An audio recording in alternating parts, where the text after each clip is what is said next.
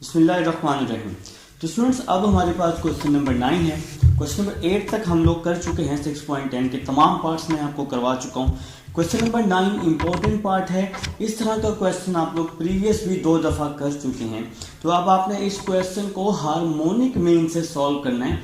Find वही चीज़ करनी है जो आपने पहले की थी। आपने फाइंड करना है एन। ठीक है, आपके पास ये क्वेश्चन है। ये क्वेश्चन किसके इक्वल है जनाब? हार्मोनिक मीन के। आपने फाइंड करना है एन। आपने क्या किया, ये क्वेश्चन लिखा, हार्मोनिक मीन का फार्मूला लिख दिया। फार्मूला लिखने के बाद आपने क्या किया, इसको क्रॉस मल्टीप्लाई कर दिया। लेकिन क्रॉस मल्टीप्लाई करना हमें आता है, इस वैल्यू को इसके साथ और इसको इसके साथ। तो यहाँ पे जी हम क्रॉस मल्टीप्लाई इसको कर चुके हैं। इसके बाद आपने क्या करना है, इन दोनों को आपस में मल्टीप्लाई करना है। जरा समझिएगा, जब मैं इस a को a से मल्टीप्लाई करूंगा, इन दोनों की बेस सेम है, तो बेस सेम है तो पावर्स क्या हो जाएंगी, ऐड हो जाएंगी। इसकी पावर n+1 है और इसकी पावर है 1, तो ये n+1 हो जाएगा। देखिए, फर्स्ट वैल्यू को फर्स्ट से मल्टीप्लाई करूंगा, इन दोनों की बेस सेम है तो पावर को ऐड कर दिया। अब an+1 को b से मल्टीप्लाई किया तो an+1 और साथ में आ जाएगा b। मेरे ख्याल से इस चीज की समझ आ गई है। अब इस b की बारी, bn+1 को a से किया तो आपके पास आ जाएगा bn+1a। bn+1 को a से किया, bn+1a आ जाएगा। अब इसी तरह हम bn+1 को नेक्स्ट से मल्टीप्लाई कर देते हैं। bn+1 को b से कर देते हैं, इसकी पावर है 1 है, इन दोनों की बेस सेम है तो पावर यहाँ पे क्या हो जाएगी, ऐड हो जाएगी, n+1+1 हो जाएगा। ठीक है, यहां तक समझ आ गई है मेरे ख्याल से। देखो यार, इन दोनों को मैंने मल्टीप्लाई किया ना, इसकी a और a है, बेस सेम है, पावर ऐड हो गई। फिर a को b से किया, a की पावर n+1b आ जाएगा। फिर इस b की बारी, bn+1 को a से किया, bn+1a आ जाएगा। फिर bn+1 को b से किया तो b वाली बेसिस सेम थी तो b की पावर मैंने क्या कर दी, ऐड कर दी। यार, इन सिंपल वर्ड जिसकी बेस सेम होती है ना मल्टीप्लाई में, उसकी पावर ऐड होती है। ये बात याद रख लो, ठीक है। ये आपको पता भी है, काफी बच्चों को पता होगा।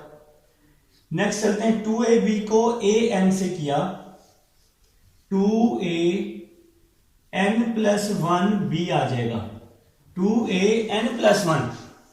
देखो, ये भी a है, ये भी a है, इसकी पावर 1 है, इन दोनों की बेस सेम है, पावर को ऐड कर दिया। इसी तरह 2ab को bn से करेंगे प्लस 2ab n+1 आ जाएगा। अच्छा, थोड़ा बड़ा करके लिख दिया, मेरे ख्याल से कुछ बच्चों को कंफ्यूजन ना हो रही हो, तो कंफ्यूजन दूर करते हैं, n+1 कर देते हैं। ठीक है, देखो 2ab को bn से किया, यहां b की पावर n है, यहां b की पावर 1 है, तो n और +1 हो जाएगा, b की पावर n+1 आ जाएगा। 2a वैसे का वैसे ही आ जाएगा। मेरे ख्याल से यहां तक समझ आ चुकी है। नेक्स्ट चलते हैं, an+1+1+2 हो जाएगा, an+1b वैसे ही आ जाएगा, bn+1a ये भी वैसे ही आ जाएगा। नेक्स्ट चलते हैं, प्लस bn+1+1 क्या हो जाएगा, +2 हो जाएगा। ठीक है, और ये वाली वैल्यू मैंने वैसे की वैसे ही लिख दी है, इस वैल्यू में कोई चेंजिंग नहीं आने वाली। 2an+1b 2ab n+1। देखो जी, +1+1+2 किया, +1+1+2 किया, बाकी वैल्यू मैंने वैसे ही लिख दी है, कोई चेंजिंग नहीं लेके आया। अब नेक्स्ट चलते हैं, an+2 और ये bn+2, ये वैसे का वैसे ही आ गया, इज इक्वल टू, ये पूरी वैल्यू मैंने वैसे ही लिख दिया है, 2a n+1b 2ab n+1। ये पूरी वैल्यू वैसे, इन दोनों के बीच में प्लस है ना, तो ये प्लस वैसे का वैसे ही आ जाएगा। ठीक है, ये वैल्यू वैसे ही लिख दी है मैंने। अब जरा समझने की बात है यहां पर ना ये दोनों वैल्यूज यहां प्लस हो रही है ना, तो दूसरी साइड पे आके जब मैं इसकी जगह चेंज करूंगा तो माइनस हो जाएंगी। प्लस an+1b, यहां पे आके -an+1b हो जाएगा। इसी तरह से प्लस bn+1a, तो यहां पे आके -bn+1a हो जाएगा। तो मैं इन दोनों की जगह शिफ्ट कर चुका हूं। जब जगह शिफ्ट कर दूंगा तो साइन चेंज हो जाएंगे। अब नेक्स्ट चलते हैं, an+2 bn+2, ये वैसे का वैसे ही लिख दिया मैंने। अब जरा समझना, 2an+1b -an+1b, तो इसको जब मैंने माइनस किया तो यहां बच गया an+1b बच गया। इसी तरह से 2abn+1 -bn+1a, तो यहां भी बच जाएगा +abn+1 बच जाएगा। यार देखो ना भाई, सिंपल सी बात है, इसके साथ 1 है, इसके साथ 1 है ना, तो 2 - 1 1 बच जाएगा, an+1b आ जाएगा। इसी तरह इसके साथ भी 1 है, 2abn+1 और ये -1 हो जाएगा, तो यहां भी 1 बच जाएगा साइन प्लस का, क्योंकि बड़ी वैल्यू प्लस की है। आगे चलते हैं, an+2, ये वैल्यू वैसे ही आपके पास आ जाएगी, इसमें कोई चेंजिंग नहीं आएगी। an+2, ये वाली वैल्यू वैसी की वैसे ही आ जाएगी, an+2। अब जरा यहां पे एक बात समझनी है, प्लस an+1b है, इसको दूसरी साइड पे लेके जाऊंगा तो ये माइनस हो जाएगा, an+1b हो जाएगा, इज इक्वल टू, ये वैल्यू वैसे ही आ जाएगी, abn+1 वैसे ही आ जाएगा। ये वाला, ये bn+2 है, यहां प्लस हो रहा है, तो इस साइड पे आके माइनस हो जाएगा। इसको मैंने माइनस कर दिया। यार इन सिंपल वर्ड, a वाली पावर्स को मैंने एक साथ कर लिया है और जो b वाली पावर्स हैं उसको एक साथ कर लिया है। ठीक है, तो नेक्स्ट चलते हैं। नेक्स्ट आपने कॉमन समझना है। कॉमन कैसे लेना है, इन दोनों में ना an+1 छोटा है, तो an+1 मैंने क्या ले लिया भाई, कॉमन ले लिया। मैंने पीछे आपको समझाया था, जो वैल्यू कॉमन लेते हैं वो सबके नीचे क्या होती है, डिवाइड होती है, तो आप उसको डिवाइड कर सकते हैं। an+1 को इसके नीचे भी डिवाइड कर दें, an+2 over an+1, an+1b over an+1। अच्छा, कुछ टीचर ना यहाँ पे डायरेक्ट स्टेप भी करवाते हैं, a-b लिखवाते हैं, वो भी ठीक है। मैं ये समझाने के लिए बता रहा हूँ कि वो a-b आता कैसे है। ठीक है, वो ये स्टेप नहीं करवाते, आप लोग इसको समझ लेंगे a-b आता कैसे। आपने समझना है कि जो वैल्यू हम कॉमन लेते हैं, जो भी कॉमन लेते हैं, वो अंदर ब्रैकेट वाली वैल्यू सबके साथ क्या होता है, डिवाइड होता है। अब यहां भी मैंने कॉमन लिया, देखिए bn+1 छोटी पावर है दोनों में, b में, तो bn+1 मैंने कॉमन ले लिया।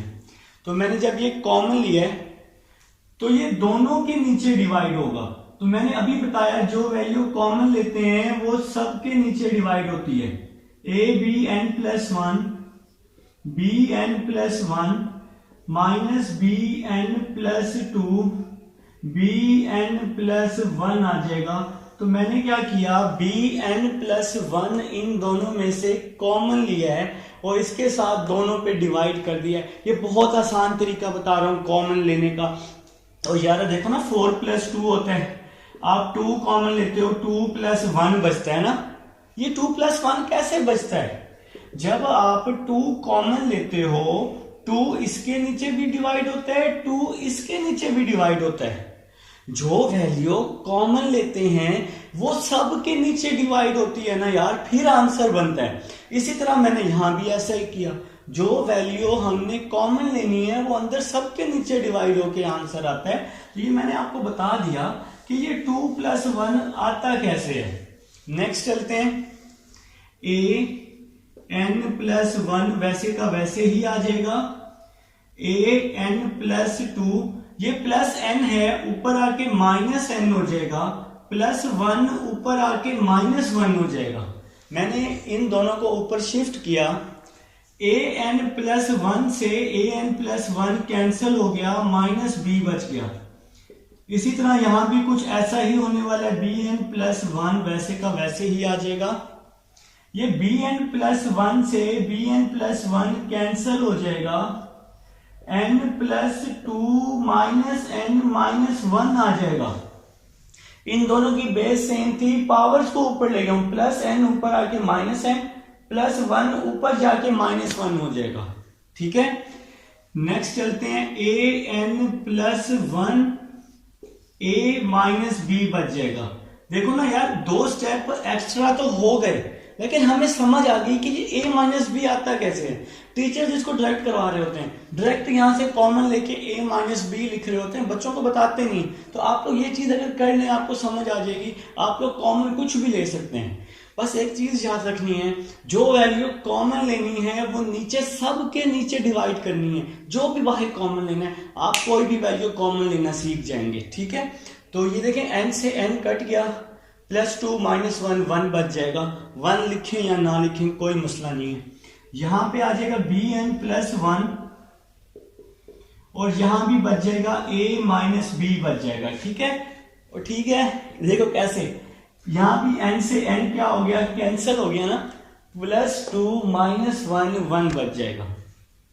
नेक्स्ट चलते हैं, an+1 over bn+1 is equal to a-b over a-b। ये वैल्यू यहां मल्टीप्लाई थी, इसके नीचे आके डिवाइड, ये यहां मल्टीप्लाई था, इसके नीचे आके डिवाइड हो गया है। ठीक है, अब ये पूरी वैल्यू इससे क्या हो गई, कैंसिल हो गई, a/b होल की पावर n+1 आ जाएगा। देखो भाई, यहां पर इन दोनों की पावर सेम है, इसको मैंने होल की पावर कर दिया और यहां पे बच जाएगा 1 बच जाएगा। किसी भी चीज की पावर 0 1 के इक्वल होती है, ये हमने पढ़ा हुआ है, इस तरह के 2-3 सवाल कर चुके हैं।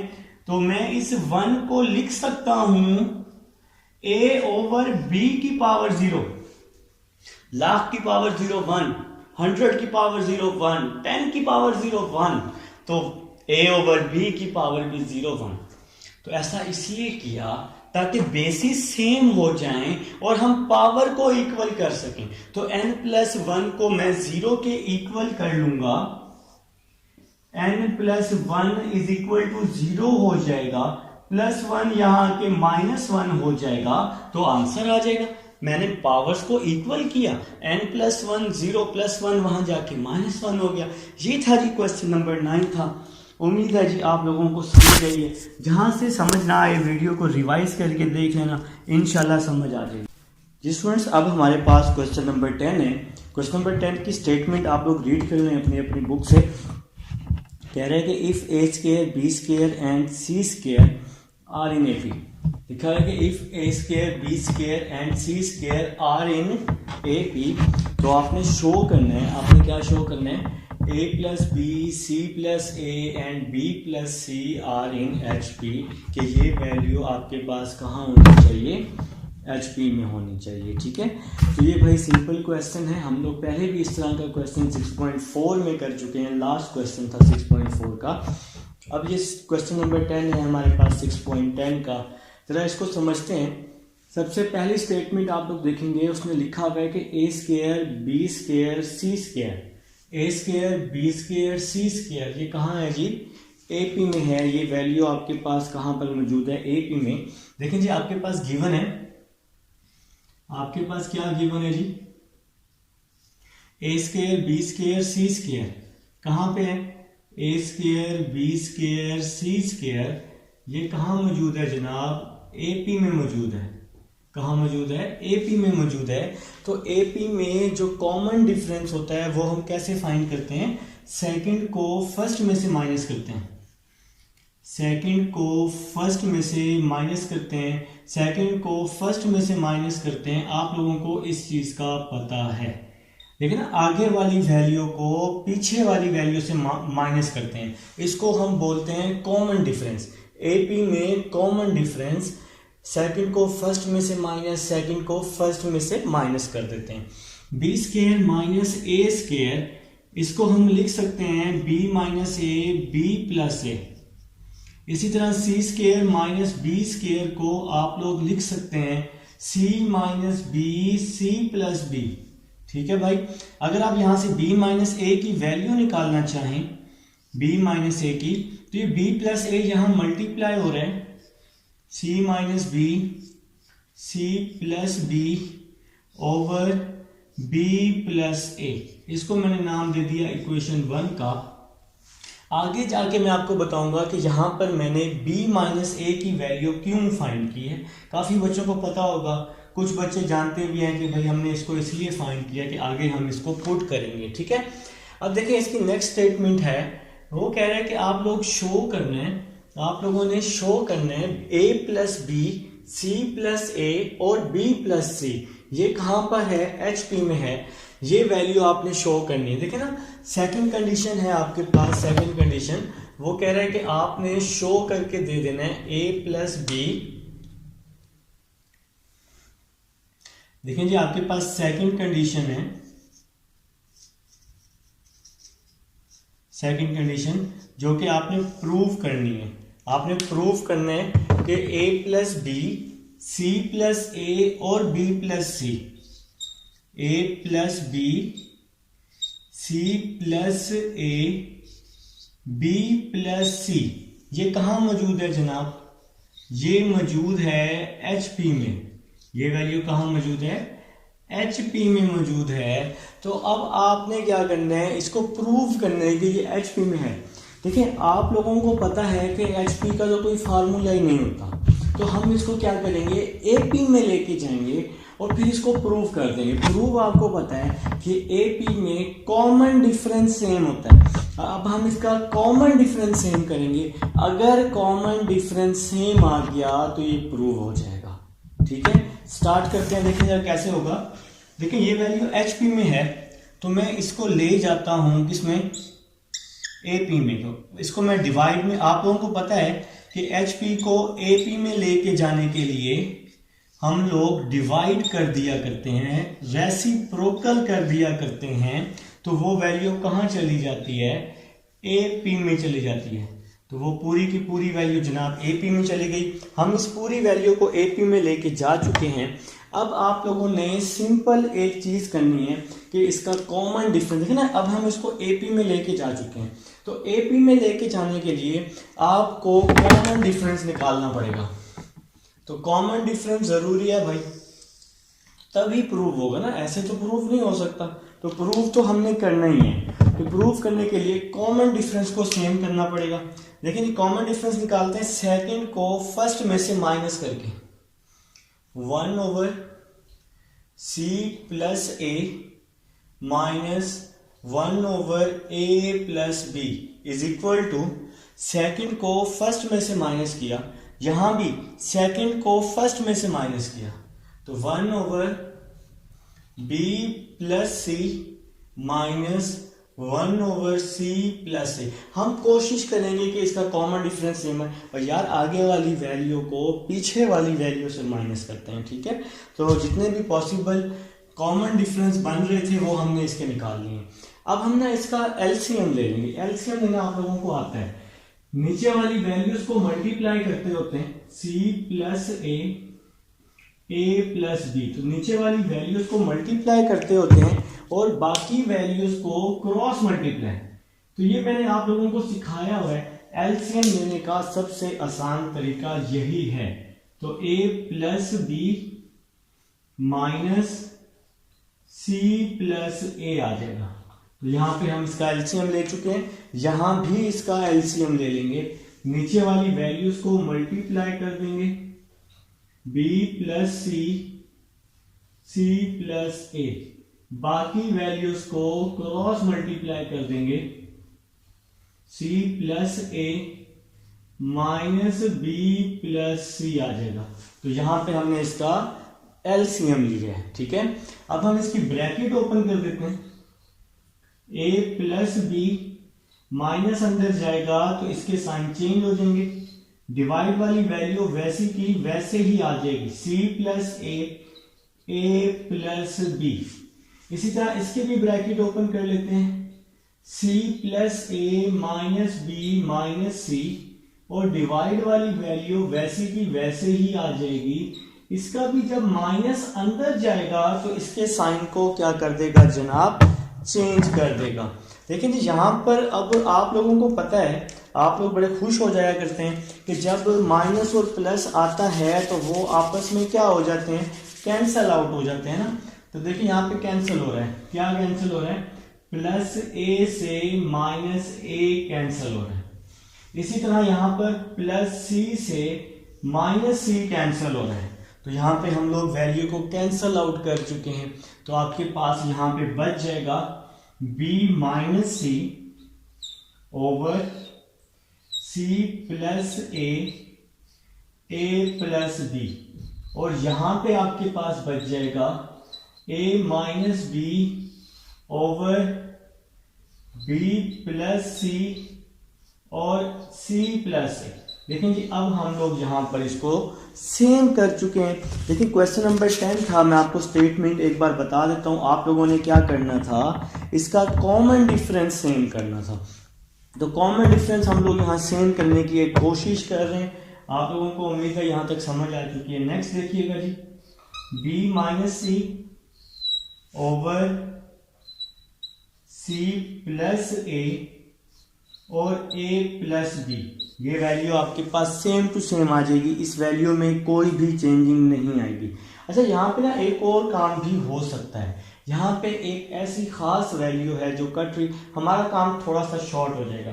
देखिए c प्लस ए यहाँ डिवाइड हो रहा है ना, तो यहाँ आके मैंने c प्लस ए को मल्टीप्लाई कर दिया। ये c प्लस ए यहाँ डिवाइड था, इधर आके क्रॉस मल्टीप्लाई हो गया, is equal to a minus b over b plus c बच जाएगा। तो देखें जी ये a plus b, sorry a plus b ने c प्लस ए से c प्लस ए जो है ये आपका कैंसिल हो जाएगा। ये वाला c प्लस ए से c प्लस ए जो है ये आपका क्या हो गया जनाब, कैंसिल हो गया। तो आपके पास बाकी बच गया b minus c over a plus b is equal to, इसमें से मैंने माइनस कॉमन लिया तो यहां पे आ जाएगा b माइनस ए ओवर b प्लस सी। अब देखिए माइनस कॉमन लेना जो था वो जरूरी था। इसकी एक रीजन थी कि इक्वेशन नंबर 1 में b माइनस ए की वैल्यू आई हुई है, तो b माइनस ए था, तो यहां पे हमारे पास a माइनस बी फाइंड हुआ है। इस a माइनस बी को b माइनस ए करने के लिए हमने माइनस कॉमन लिया, तो माइनस का b प्लस का b हो गया, प्लस का a माइनस का a हो गया। अब हम b माइनस a की ये वाली पूरी वैल्यू वहां पुट कर देंगे। तो मेरे ख्याल से आपको समझ आ चुकी है। देखें जी हम इसको पुट करेंगे, इंशाल्लाह आपको मजीद समझ आएगी। इसकी मैं स्पेस बना लेता हूं।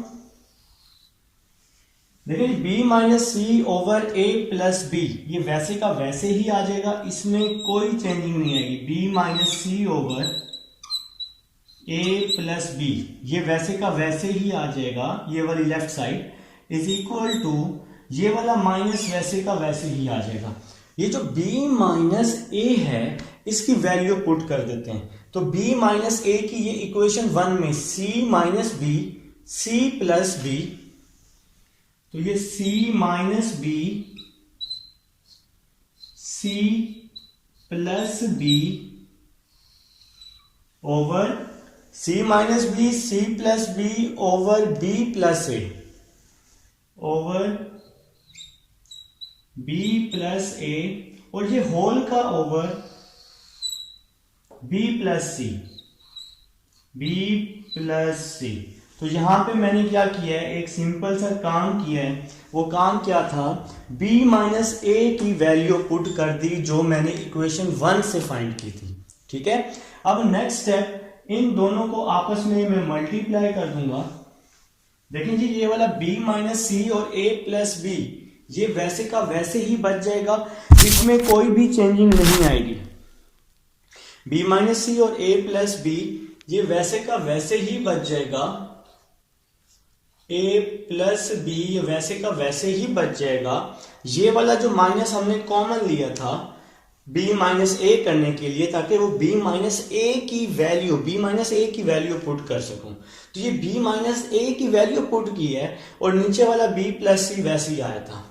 तो देखिए ये वाला माइनस वैसे ही आ जाएगा, c minus B C plus B ये वैसे का वैसे ही आ जाएगा, c minus B C plus B, C minus B C plus B वैसे का वैसे ही लिख दिया है मैंने, ओवर इन दोनों को एक साथ मल्टीप्लाई कर रहा हूं, b प्लस ए, ये माइनस बाहर कॉमन मौजूद है, b प्लस ए और b प्लस सी ये वैसे का वैसे ही आ जाएगा। इसको मैंने नीचे b प्लस सी को मल्टीप्लाई कर दिया, बाकी वैल्यू मैंने वैसे की वैसे ही लिख दिया, इसमें कोई चेंजिंग नहीं लाई। ठीक है जी, नेक्स्ट देखें जी, b minus c over a plus b is equal to minus c minus b. ये b प्लस सी से b प्लस सी कैंसिल हो जाएगा और नीचे बच जाएगा b प्लस ए।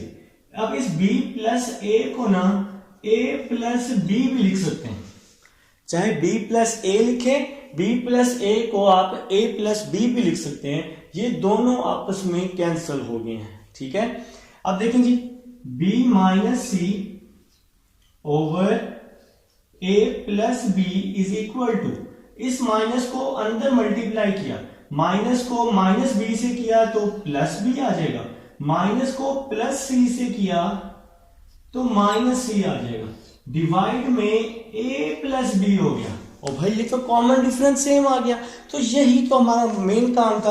अच्छा, यहां पे बस एक सिंपल आपने वैल्यू a माइनस बी था, इसमें से a माइनस बी में से माइनस कॉमन लिया तो इसके साइन चेंज हो गए, a माइनस बी बन गया b माइनस ए।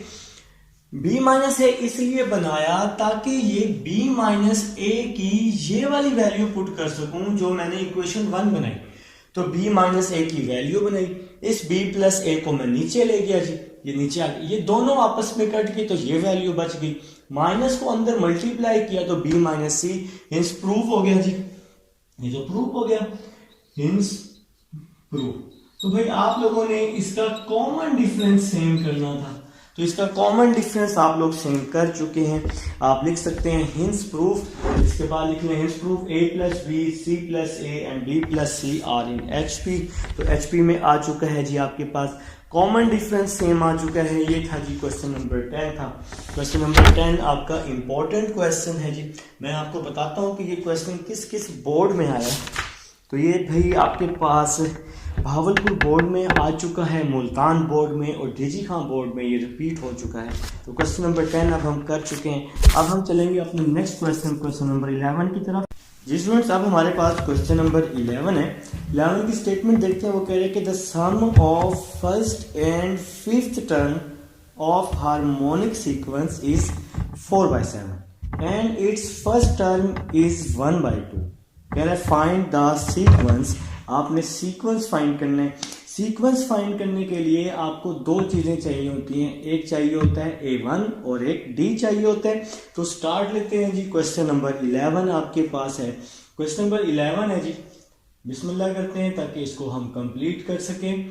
तो इसका जी कह रहे हैं कि आपके पास फर्स्ट और फिफ्थ टर्म है हार्मोनिक सीक्वेंस की, जो कि है 4/7।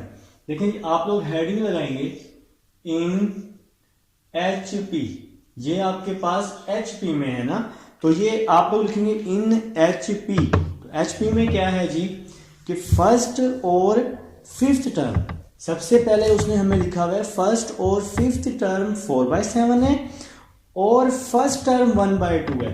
देखें जी, फर्स्ट टर्म है a1 इज इक्वल टू 1/2। अभी मैं बात कर रहा हूं HP की, तो a1 दिया हुआ है जी 1/2 और इसके अलावा फर्स्ट और फिफ्थ टर्म दी हुई है 4/7।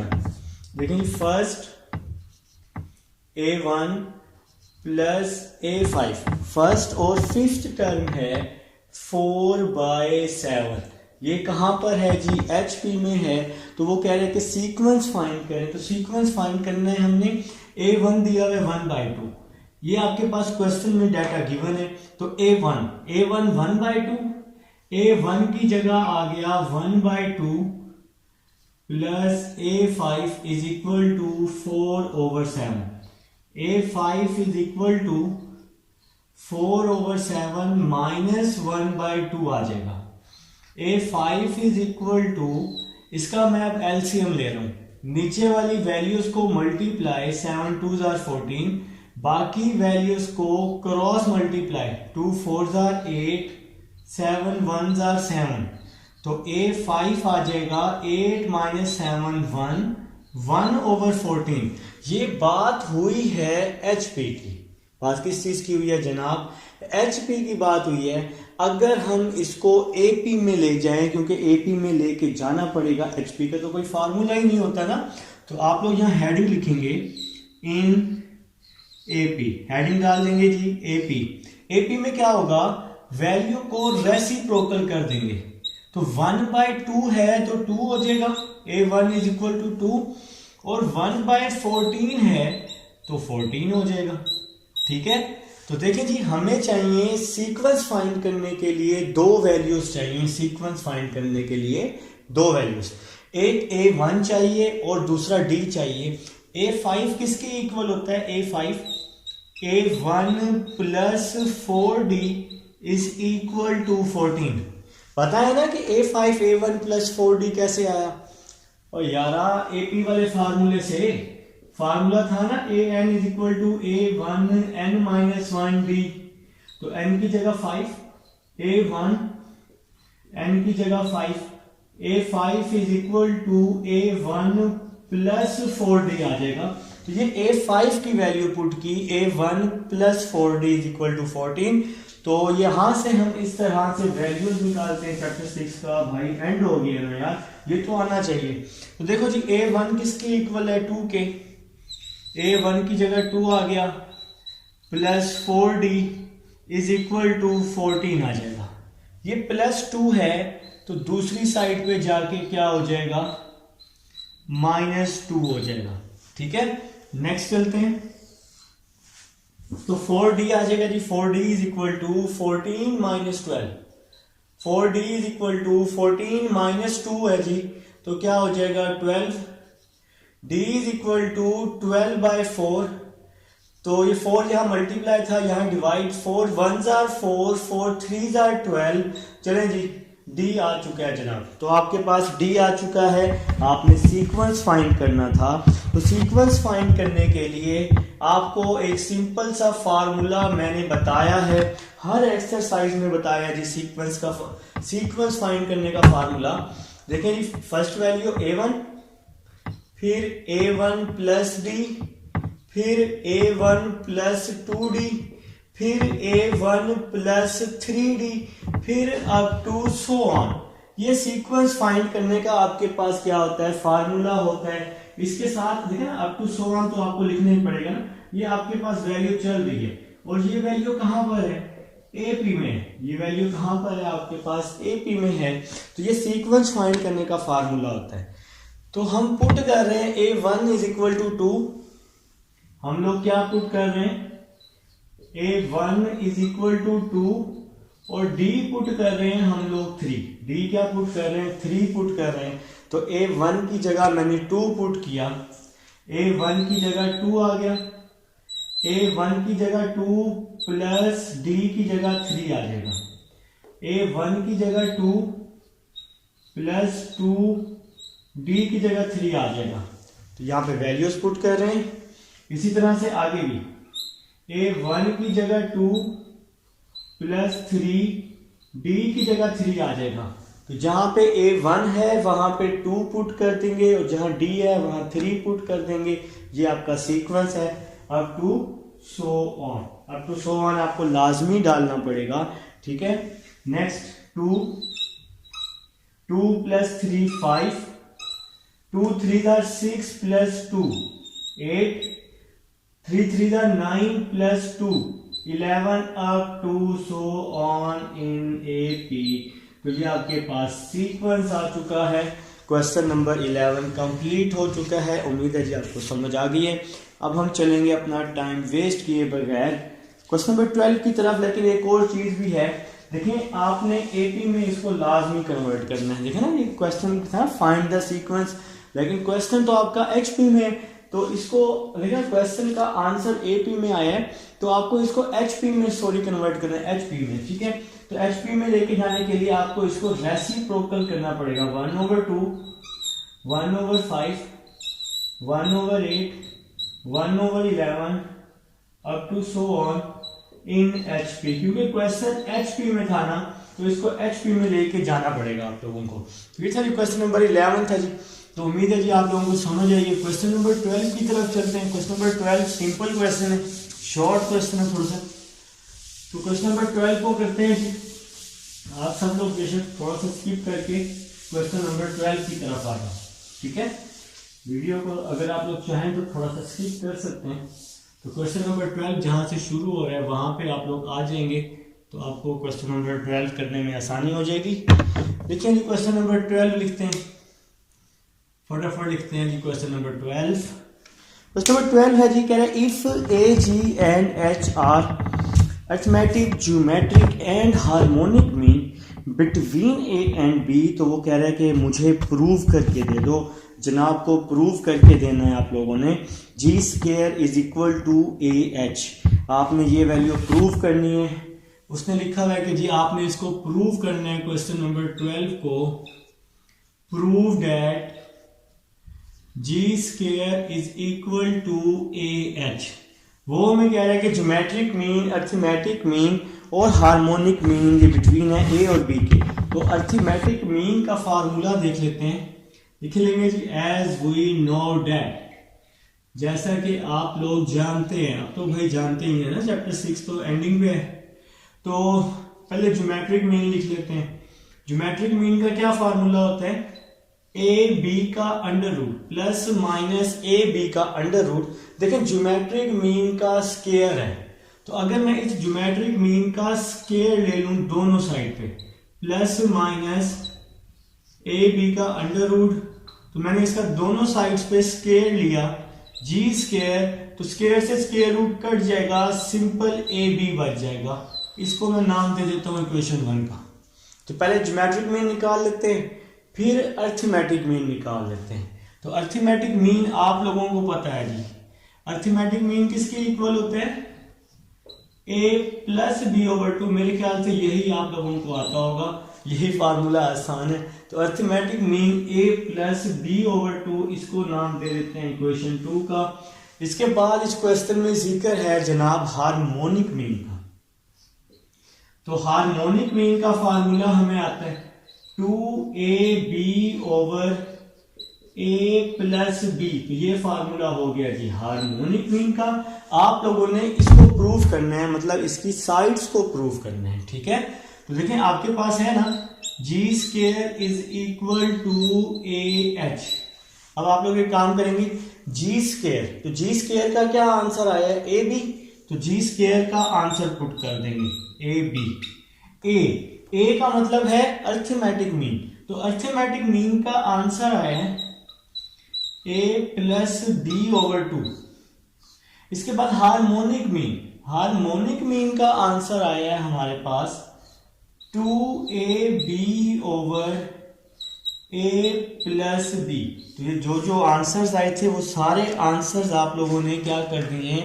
पुट कर दिए। अब जरा देखिएगा यहाँ पे क्या होगा। यहाँ पे कुछ इस तरह होगा कि A + B से A + B क्या हो जाएगा? कैंसिल हो जाएगा। 2 से 2 क्या हो जाएगा? कैंसिल हो जाएगा। और आपके पास तो यहाँ पे AB बच जाएगा और यहाँ भी AB बच जाएगा। Left hand side is equal to right hand side हो जाएगी और ये आपका प्रूफ हो जाएगा। आप लिख देंगे इसके नीचे हिंस प्रूफ लिख देंगे।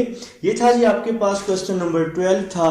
क्वेश्चन नंबर 12 तक अब हम लोग 6.10 के सारे पार्ट्स कर चुके हैं। इंशाल्लाह आने वाले चैप्टर्स के भी सारे पार्ट्स आपके पास मौजूद होंगे, या जो चैप्टर हो चुके हैं उनके भी सारे पार्ट्स आपके पास मौजूद हैं जी। लाजमी जाकर देखें। मिलते हैं जी नेक्स्ट लेक्चर में। अल्लाह हाफिज़।